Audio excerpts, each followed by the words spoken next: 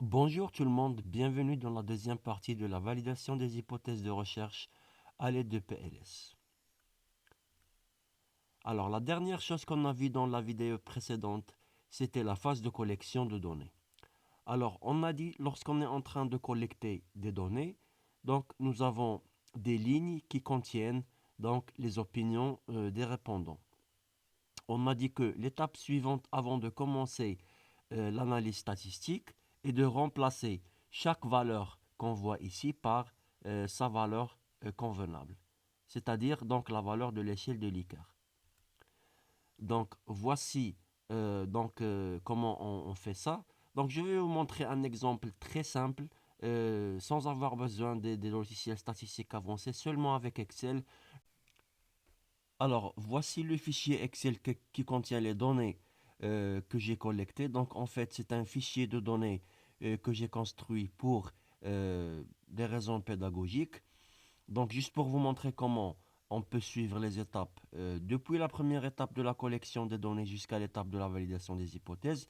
Alors, vous pouvez remarquer avec moi que j'ai 200 observations, c'est-à-dire que hypothétiquement, donc 200 personnes ont répondu à mon questionnaire. Si vous vous rappelez, donc, dans le modèle de recherche que j'ai utilisé dans la vidéo précédente, contenait trois variables de recherche. Donc, la première variable, on a utilisé 5 items pour la mesurer, c'était l'image de marque. Donc, c'est IM1, IM2 jusqu'à IM5. La deuxième variable dans notre modèle de recherche était la satisfaction client, donc que j'ai mesuré avec 4 items. C'est SC1 jusqu'à SC4. Et la dernière, c'était donc la fidélité à la marque qui contient donc trois items, FM1, FM2 et FM3. Bien sûr, donc dans chaque questionnaire, il y a des questions supplémentaires dans le but de mesurer des variables sociodémographiques, etc. Donc on a le sexe, la profession, le revenu, réseau social préféré et l'âge. Alors, dans cette étape-là, je vais vous montrer comment on peut facilement substituer les valeurs littéraires de l'échelle de Likert par des valeurs numériques. Alors, prenons par exemple tout à fait d'accord. Alors, on connaît très bien que tout à fait d'accord est représenté par le numéro 5 dans l'échelle de Likert. Donc, je vais copier tout à fait d'accord. Je vais cliquer CTRL F, remplacer. Je vais donc coller tout à fait d'accord et je vais la remplacer par le numéro 5. Alors, on clique remplacer tout. Et voilà, donc 725 remplacements ont été remplacés. On va faire la même chose avec les autres valeurs. Donc la valeur neutre, donc on a dit qu'elle est remplacée par la valeur 3 dans l'échelle de Likert. Bien sûr, je vais la coller ici. Donc pourquoi j'utilise copier-coller? Pour s'assurer qu'il s'agit de la valeur exacte. Donc remplacer tout. Donc c'est 460 remplacements ont été effectués. Plutôt d'accord, donc c'est la valeur 4. Donc je vais coller ça ici et je vais la remplacer par la valeur 4. Remplacer tout. Et je vais faire la. Donc il me reste, je pense, seulement tout à fait. Donc il ne reste valeur. Donc pas du tout d'accord et plutôt pas d'accord. Alors, pas du tout d'accord donc sera remplacé par la valeur 1.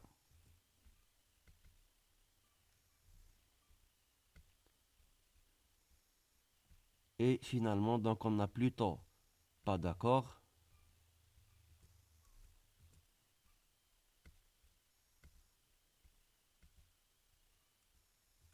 qui sera remplacé par la valeur 2. Voilà donc les items. Donc on a remplacé toutes les expressions littéraires avec des nombres. Comme ça, donc, notre modèle peut être manipulé par que ce soit le modèle par modélisation par équation structurelle ou par quelques statistiques descriptives et de fiabilité qu'on va voir par la suite. Donc nous allons enregistrer notre fichier. Donc l'étape suivante, ça sera l'importation de ce fichier dans un logiciel de votre choix. Donc, pour la première phase, j'ai choisi SPSS parce que c'est très simple à manipuler. Il donne des représentations graphiques que vous pouvez facilement intégrer dans vos rapports. Donc, la première chose que je vais faire, pardon, c'est euh, donc faire quelques statistiques descriptives sur les données, etc. Donc, effectif, par exemple ici, je veux voir euh, la variable par exemple sexe. Donc je vais en fait faire ça pour la variable sexe, profession et réseau social préféré. Alors pour pouvoir sélectionner plusieurs variables, il suffit de cliquer sur CTRL et sélectionner les autres variables. Donc là, pour les statistiques, pour les diagrammes, pardon, je vais choisir par exemple des diagrammes en bâton avec des effectifs. Pour les statistiques, donc c'est pas la peine parce qu'il s'agit des variables catégorielles. Et on va cocher donc afficher les tableaux d'effectifs. Comme ça, donc on peut voir des tableaux d'effectifs, des effectifs de ces variables. Alors, lorsqu'on clique sur OK, donc voici les résultats que vous allez voir sur euh, SPSS. Donc ici, on a pour le sexe, nous avons 200, 200. Donc il y a pas de valeur manquante. Pour le tableau de fréquence, donc le sexe, on a 92 sont des femmes et 108 sont des hommes. Le pourcentage 46%, etc. Donc on vous montre également le pourcentage cumulé. La même chose pour la profession. Donc on peut voir que artiste 9,5%, commerçant 9%, enseignant 12%, etc.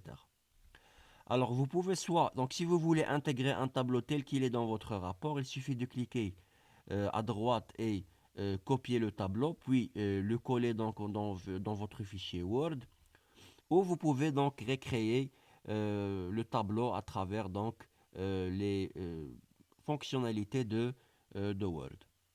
Donc voici les diagrammes en bâton. Donc les visualisations sont toujours plus expressives que des tableaux qui contiennent des numéros. Donc vous voulez personnaliser davantage votre diagramme, vous double-cliquez. Si vous allez cocher ça, donc ça va afficher les effectifs. Vous avez des options telles que le choix de la couleur, etc. Euh, Également, donc si vous voulez intégrer ce diagramme en bâton dans votre rapport, il suffit de cliquez à droite et copiez le diagramme, puis le coller dans votre rapport Word. De même pour la profession, pour réseau social préféré, etc.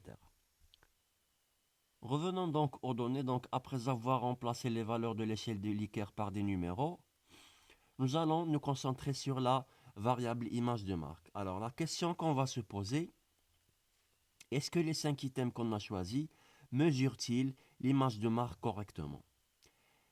C'est-à-dire, est-ce qu'ils réalisent l'objectif de notre étude, c'est-à-dire mesurer la variable latente image de marque. Alors, pour ça, pour répondre à cette question, on utilise un indicateur statistique qui s'appelle l'alpha de Cronbach. Alors, voici la formule de l'alpha de Cronbach.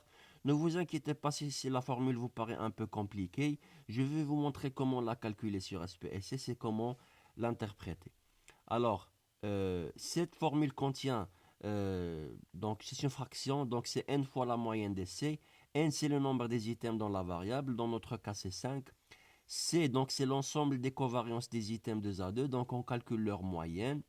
Et on divise par la moyenne des variances des items de A2 plus n-1 fois la moyenne donc la même moyenne, la moyenne des variances des items de A2. Donc je vais vous montrer comment calculer ça sur SPSS. Alors pour mesurer l'alpha de Cronbach, donc on a échelle, donc analyse échelle, analyse de fiabilité. Donc on veut par exemple calculer l'alpha de Cronbach pour les 5 items de l'image de marque. Donc voici, donc c'est déjà coché. On peut même ajouter des statistiques. Parfois on ajoute des statistiques telles que la moyenne, la variance, etc. Donc on peut les cliquer. Donc voici le tableau qui contient l'analyse de fiabilité. Donc l'alpha de Cronbach, dans notre cas, c'est 0,17. Alors, une bonne valeur pour l'alpha de Cronbach, c'est au moins 0,7. Ce qui veut dire que dans notre cas, les items n'ont pas vraiment mesuré la variable image de marque.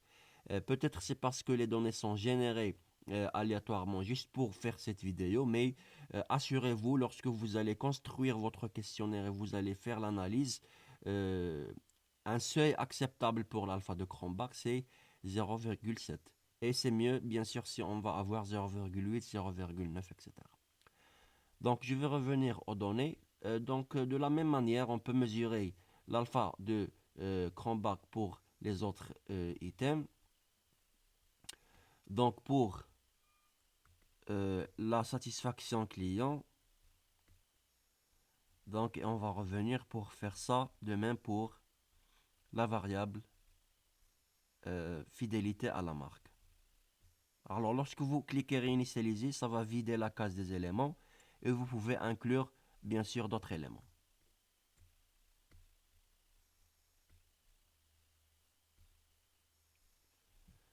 Donc, les autres alpha de Cronbach sont également non pas valides, donc parce que ils sont trop petites. Donc, parfois, vous allez inclure les moyennes. Donc, ici, le récapitulatif pour l'image de marque, la moyenne c'est 3,6. Voici le minimum, le maximum, l'intervalle, la variance, etc. Donc, ce sont des valeurs qui sont souvent incluses dans les rapports, que ce soit les rapports PFE qui utilisent les, les- les modèles relationnels, etc. Donc, je parle des modèles, bien sûr, des équations structurelles. Donc, ce sont juste des choses que vous pouvez inclure. Il existe bien sûr d'autres analyses que vous pouvez faire sur vos données, telles que par exemple les tableaux croisés. Alors, les tableaux croisés vous donnent l'option d'affichage des diagrammes en bâton juxtaposés. Donc, ici, on veut par exemple voir une représentation graphique du sexe en fonction de la profession, juste pour voir la différence entre les professions des hommes et des femmes. Voici donc dans cette partie les professions des hommes, les professions des femmes, et vous avez bien sûr ici une légende qui va vous expliquer la signification de chaque couleur. Revenons maintenant à notre modèle de recherche pour vous expliquer comment on va valider les hypothèses. Alors, je vais rappeler le modèle de recherche que j'ai utilisé dans la vidéo précédente. Donc, la première variable était l'image de marque. La deuxième, c'est la satisfaction client et un lien entre les deux sous forme d'une hypothèse de recherche. L'image de marque influence positivement la satisfaction client. Une troisième variable et une deuxième variable, une deuxième hypothèse ajoutée, c'est la satisfaction des clients influence positivement leur fidélité à la marque. Et la dernière hypothèse de recherche qui est l'image de marque influence positivement la fidélité à la marque. Alors l'objectif, c'est de pouvoir utiliser les données qu'on a collectées pour valider ces hypothèses à travers l'utilisation de la modélisation par équation structurelle PLS. Alors si vous vous rappelez, on a parlé de deux types de modèles. Alors le modèle externe, donc c'est le modèle dans lequel on calcule les poids et les loadings. Donc pour les personnes qui ne comprennent pas la signification de ces détails, donc vous pouvez toujours regarder la vidéo précédente. D'ailleurs, je recommande que vous regardiez la vidéo précédente pour comprendre cette vidéo. Donc, on a parlé du modèle externe et le modèle interne. Le modèle interne, c'est le modèle qu'on utilise pour la validation des hypothèses. Et le modèle externe, c'est un modèle additionnel qu'on utilise pour valider donc le modèle PLS tout entier. Mais ce qui est important pour nous, c'est le modèle interne. Alors, on a dit que les hypothèses sont formulées sous forme d'équations mathématiques. Donc, la première hypothèse est formulée comme étant la satisfaction client est égale à bêta 0 plus bêta 1 fois l'image de marque plus un certain terme d'erreur. La même chose pour la fidélité à la marque qui est égale à bêta prime 0 plus bêta prime 1 fois l'image de marque plus un terme d'erreur. Et de même pour la relation entre la fidélité à la marque et la satisfaction client. Donc, voici l'hypothèse de recherche 1 associée à cette équation. Donc, le modèle PLS nous donne la valeur des deux coefficients bêta 0 et bêta 1. Bêta 0, c'est souvent 0 parce que on utilise le scaling où on retranche la moyenne, on divise sur l'écart type, ce qui va nous donner des valeurs égales à 0 dans la constante. Et le coefficient, c'est 0,142. Alors, Le coefficient 0,142 est un coefficient significatif, ce qui veut dire que l'hypothèse 1 est validée. Je vais vous montrer par la suite comment on peut euh, lire la signification de ce coefficient. Alors, l'idée c'est que la validation de l'hypothèse vient de la signification de ce coefficient qui est égal à 0,142. Si ce coefficient n'était pas significatif, on va déduire que cette hypothèse n'est pas en fait validée. De même pour la deuxième hypothèse de recherche, les valeurs calculées sont 0,213 et donc il s'agit d'un coefficient significatif, ce qui veut dire que la deuxième hypothèse est validée. De même pour la troisième hypothèse, donc elle est validée parce que le coefficient moins 0,179 est un coefficient significatif. Alors, comment on va savoir si un coefficient est significatif ou non? Alors, je vais vous montrer la sortie R. Bon, lorsque vous allez tourner l'approche PLS dans R, vous allez avoir plusieurs sorties parmi lesquelles donc c'est la sortie du modèle interne. Qu'est-ce que vous allez lire dans ces valeurs? Donc, d'ailleurs, donc estimate, ça veut dire intercept, c'est la constante, c'est 2,86 fois 10 puissance moins 17, donc c'est carrément 0. Et le coefficient, c'est 1,42 10 puissance moins 1, c'est-à-dire 0,142, comme bien écrit dans l'équation. Vous allez voir cette valeur qui s'appelle la p-value. Si cette valeur est inférieure à 5%, donc on va dire que le coefficient est significatif. Alors de même pour les deux autres coefficients, voici la sortie. Les deux p-values associées à ces deux coefficients sont les deux inférieurs à 5%, ce qui veut dire que ces deux coefficients sont significatifs, c'est-à-dire que les hypothèses associées à ces coefficients seront validées. Le modèle externe n'est pas vraiment important, du même degré d'importance que le modèle interne, mais donc on a le modèle externe, donc il contient plusieurs valeurs.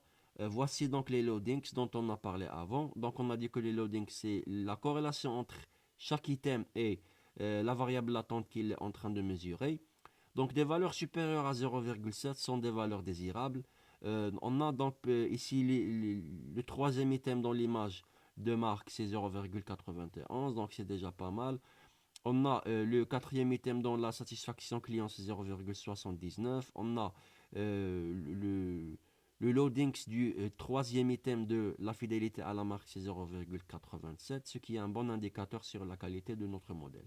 Mais il est préférable d'avoir la totalité des loadings qui seront supérieurs à 0,7. Bien sûr, il existe d'autres indicateurs parce que le modèle dans sa sortie, donc il donne plusieurs valeurs, plusieurs estimations, etc.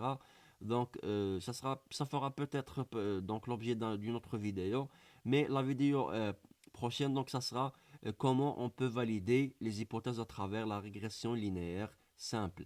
Donc pour les gens qui trouvent l'approche PLS compliquée ou exige beaucoup de compréhension théorique, etc. Donc je vais vous donner un exemple où on va valider les mêmes hypothèses à l'aide de la régression simple que je pense que la plupart de vous donc connaissent qu'est-ce que ça veut dire la régression simple. Alors pour plus de contenu similaire, n'oubliez pas donc de vous abonner à la chaîne et si vous avez des questions, des propositions pour des vidéos, donc n'hésitez pas à les mettre dans un commentaire.